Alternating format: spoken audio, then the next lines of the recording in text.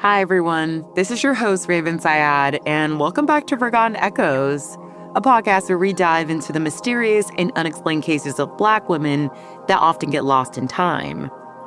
And I just want to throw out there that I am sick.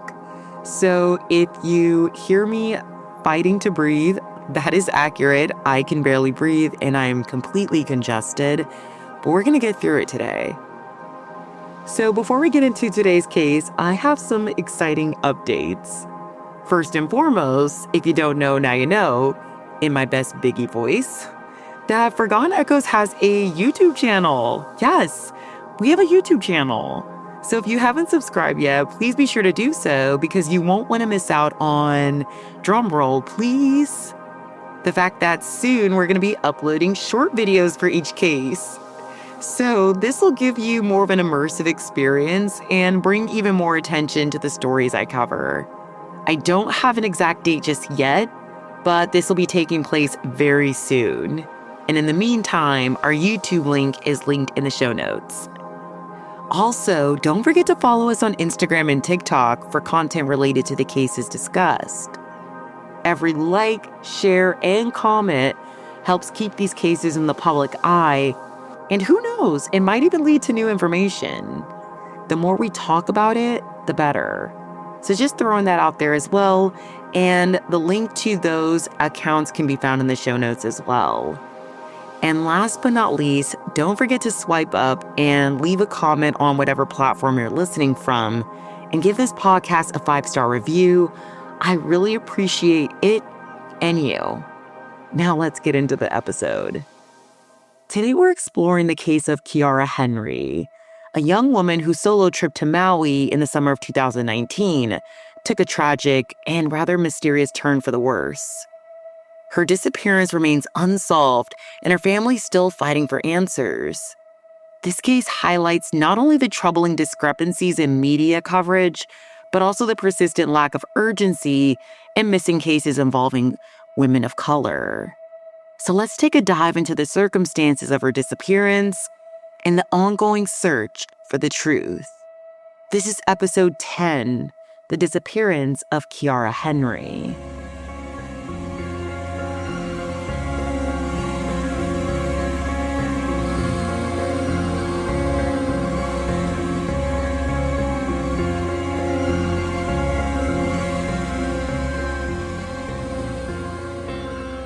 Sources for today's episode include BigIslandNow.com, NBC San Diego, The Charlie Project, Hawaii.gov, Name Us, NLC.org, and The Vanished Podcast. Now let's get into the case. Khiara Lavinia Henry was born on March 7th, 1996, in Sunnyside, San Diego, California. During her childhood, her family relocated to a small city in Nevada, but she maintained strong ties to the SoCal beach city, and eventually, after turning 18 and finishing up high school, she got an apartment and moved back, which is completely understandable because how could you not want to get back to the beach? And I may or may not be impartial because I live nearby. Now, her family's had the same idea because as she moved back, they followed. And although Khiara didn't live with them, she still had a room at their house, which is the perfect segue into how close her family was to one another. Khiara was born to parents Monica and Kevin Henry, and she was one of 4 siblings. She had 2 older sisters and 1 younger brother. Reading family and friends' descriptions of her just warmed my heart because you can tell she was truly loved. And not even just that, there seems to be a lot of love within the family. Everyone was special to each other in their own way, and Khiara was no different. She was described as deeply loving and kind of an introvert and close with her parents. On the Vanished Podcast, her mother, Monica, remembers her as kind-hearted, full of life, and always willing to lend a helping hand. She also mentioned that Khiara was a natural athlete and even was a track star in high school, and at one point was even ranked number 1 in her respective race in Nevada. On top of all that, she also played basketball. Talk about being an overachiever. With all that said, I get the sense that she was a free spirit that truly embraced her adventurous side and truly marched to the beat of her own drums. After high school and moving back to San Diego, she spent her time traveling, being outdoors, and doing what every young adult does. Try and figure out what's next in life. Khiara was of mixed race. She was half Black and half Native American. She proudly embraced her identity and was actually enrolled with the Kumeyaw Nation, one of the 5 indigenous groups native to the San Diego area. I felt like this aspect of her background is significant and worth mentioning because both Black and Indigenous women face disproportionate rates of violence and disappearances.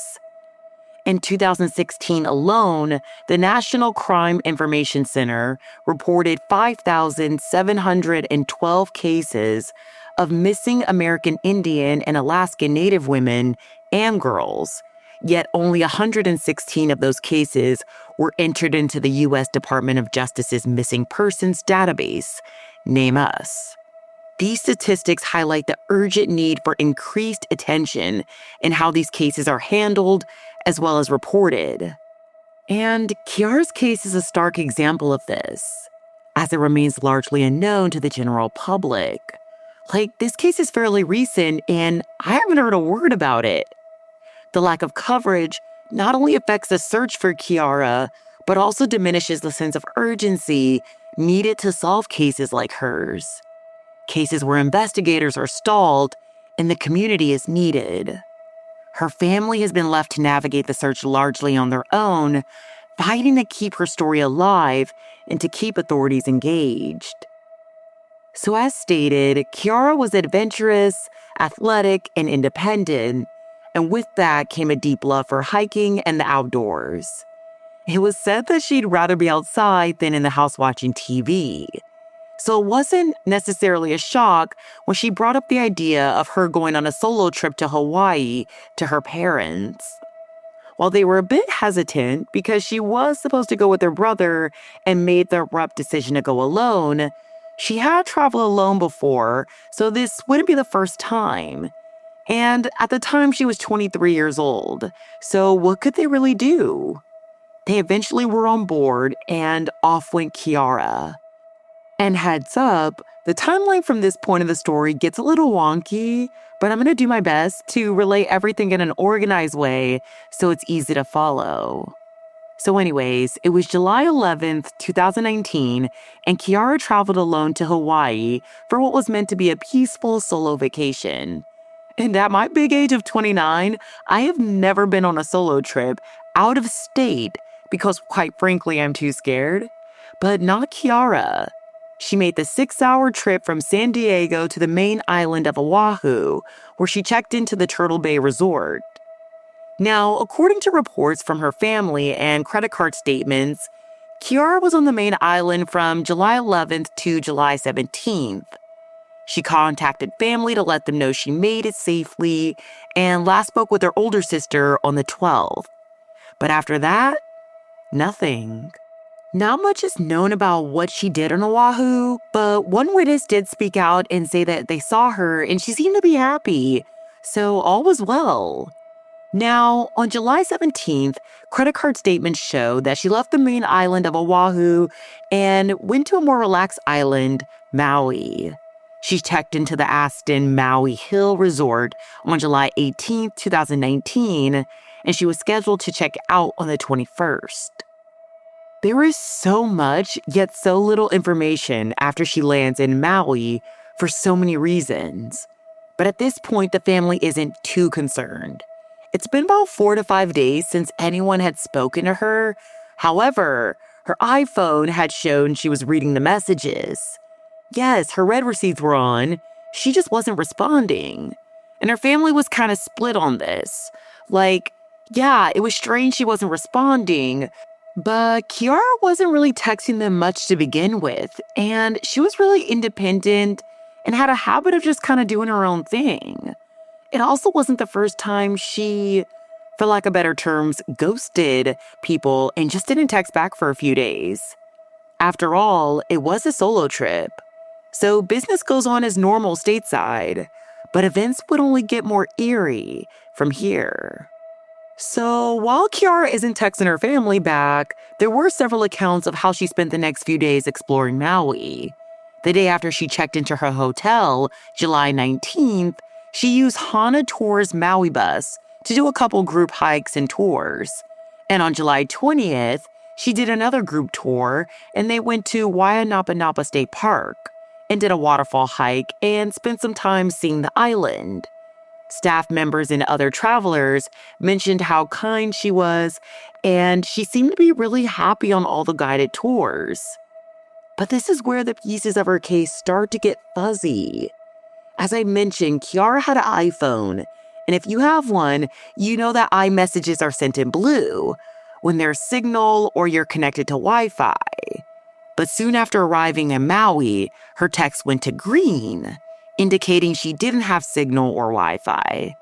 Now, it wouldn't be uncommon to not have signal or Wi-Fi accessible in certain parts of Maui, especially when you're on guided tours and exploring more remote areas and whatnot. But majority of the time is weird, especially because she stayed on a resort that had free Wi-Fi. It just doesn't make sense to me. And to make it more strange, she still isn't answering calls, and her phone is going straight to voicemail. And just based on what I read about her and how close she was to her family, this is strange, point blank, period. It's one thing to tell your friends and family you're on a solo trip and to quickly update them throughout your time.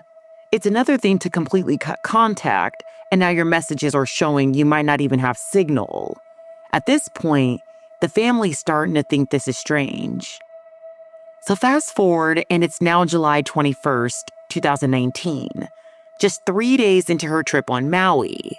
And after checking out from the Aston Hill Resort, surveillance footage captures her renting a 2018 black Nissan Sentra from the Hertz rental car company at the airport for what the family finds out later on, a one-day visit back to the Waianapanapa State Park.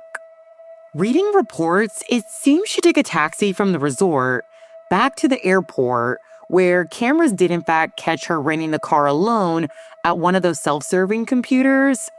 And this would be the last time there was a confirmed sighting of her, and one of the last times her whereabouts would be known. And at this point, the family hasn't heard from her in about a week or so, but all this information would be discovered after she went missing. So 5 days pass, and it's Friday, July 26th, and Khiara's oldest sister gets a strange phone call, one that would change her life forever. A Hertz rental car company employee finds her on Facebook and gets her number to tell her on the phone that her little sister's rental car had been abandoned in the gravel parking lot of the Waianapanapa State Park and was towed back to Hertz with no sight of Khiara. I imagine her sister's heart dropped immediately. Because can you imagine? You're working, you get a random call that your little sister's rental car has been found abandoned, and the employee thought it was strange enough to seek you out on Facebook and call you personally. Oh my gosh, a chill just ran down my spine. I also want to point out the employee called on her own, not on behalf of the rental car company. And I'm mentioning that because the car has been deserted for days at this point, and the family wasn't notified. And if not for this employee, when would they have found out their loved one was even missing?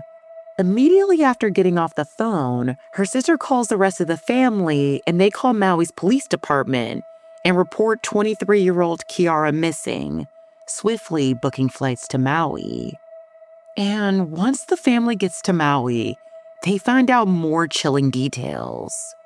Inside of the rental car company found her ID and credit card in the center console, a small backpack full of clothes in the back seat, and shoes and socks on the floorboard of the front passenger seat. And that's it. Her cell phone and rental car keys were missing and would never be found. At this point, Maui police do find this suspicious, and they do start to search for Khiara in the park, but after listening to different interviews with the family members, it sounds like the police first thought she may have wanted to live off the grid and wanted to leave on her own volition. and this quick judgment may have affected how urgent investigators viewed her case.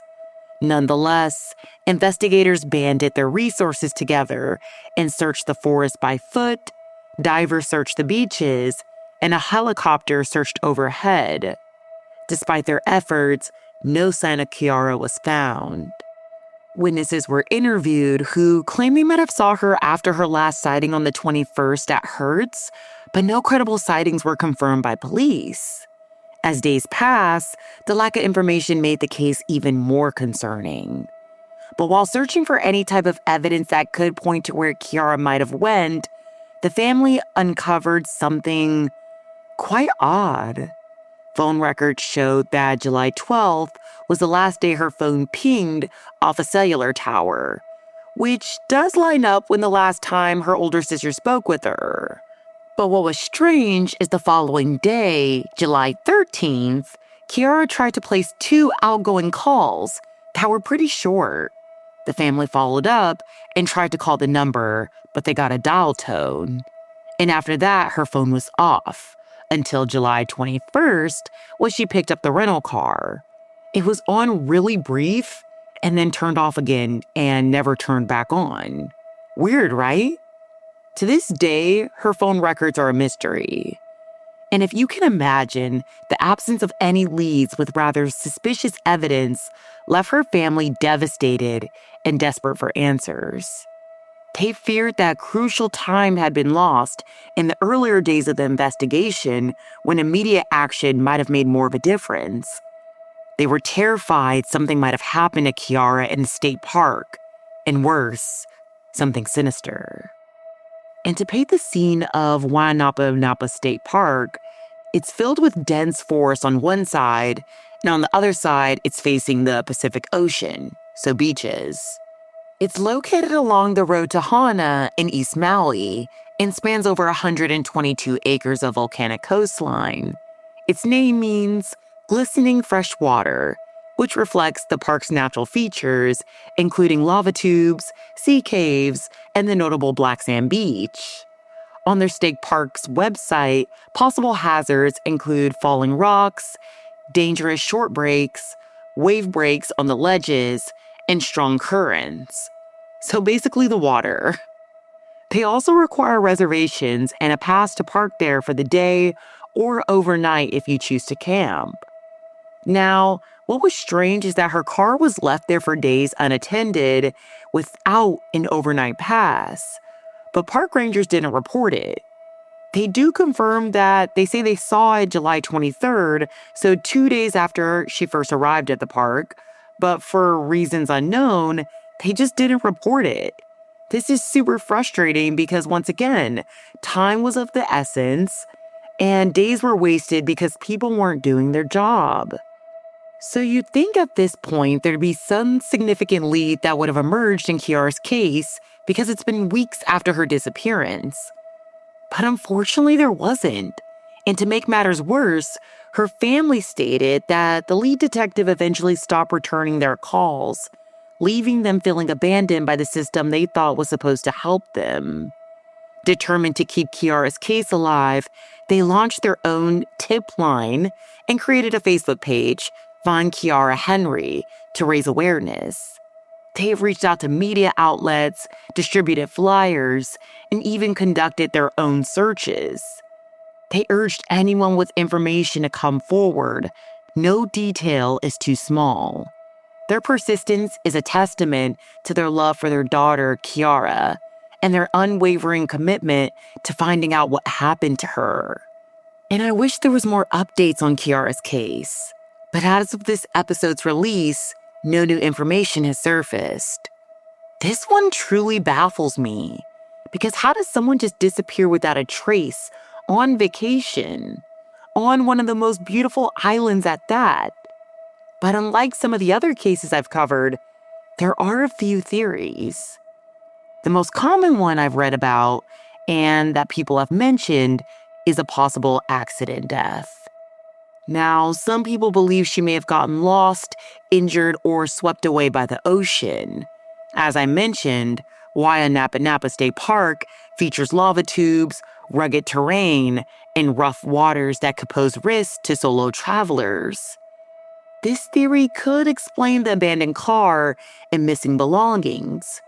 Maybe she fell in the water, and along with her, her phone and keys were swept away in the current. And she wouldn't be the first person that has fallen victim to Maui's unpredictable landscape. Just a few months before Khiara was last seen, in May 2019, 35-year-old yoga instructor and physical therapist Amanda Eller went missing while hiking in Maui's Makawao Forest Reserve.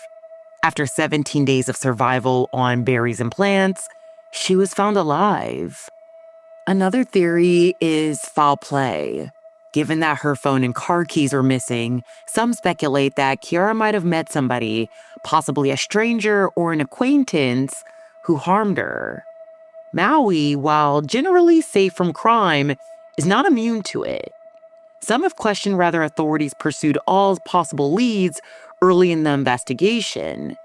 And keeping in mind Khiara's free-spirited personality, it's not too far-fetched to think she might have met somebody at the trail and went off with them.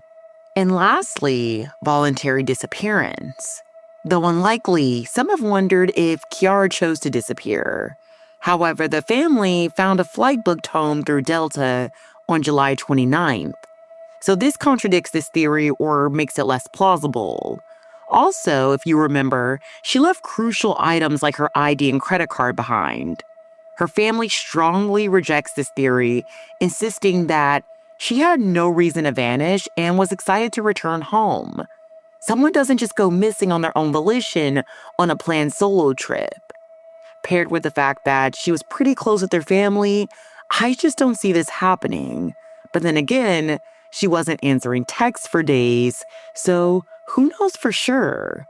Nonetheless, this is best case scenario. I think one thing I took from this case that I want to mention is to make sure you keep someone in the loop when traveling, especially alone. I tend to do my own thing as well, but keeping someone updated on your whereabouts at all times is so important. Going on 6 years from today's recording, Khiara's case remains unsolved and her family continues to seek answers. Her father, Kevin, left this message to his daughter, quote, "Khiara, I miss you so much. These days have not been the same. It's not been the same without you around, without your presence. If you're somehow seeing this, just understand we love you and we miss you so much and we want to hear from you." Quote. Now here's the call to action. If you have any information, please contact the Maui Police Department at area code 808-244-6425 or the non-emergency police number at area code 808-935-3311 or the family's direct tip line at area code 808-757-5102. Khiara's 5'3" and around 110 to 120 pounds with an athletic build. She has brown hair and brown eyes, and she's vegan. Please share this episode and help keep Khiara's story alive. Awareness is key in cases like this. The more people who know her name and story, the greater chance of someone coming forward with new information and Khiara being brought home safely. Sending so much light and love to the Henry family. Thank you for tuning in to episode 10 of Forgotten Echoes. I can't believe we're in the double digits now. If you appreciate the work I cover on Forgotten Echoes, please consider downloading this episode and leaving a 5-star review on your favorite podcast platform. Also, don't forget to check out our YouTube channel, where we'll soon be posting short video slideshows of each case. I'm Raven Syed, and I'll see you next week with another case that needs to be remembered. Stay vigilant, stay aware, and keep the echoes of the forgotten alive. I'll see you soon.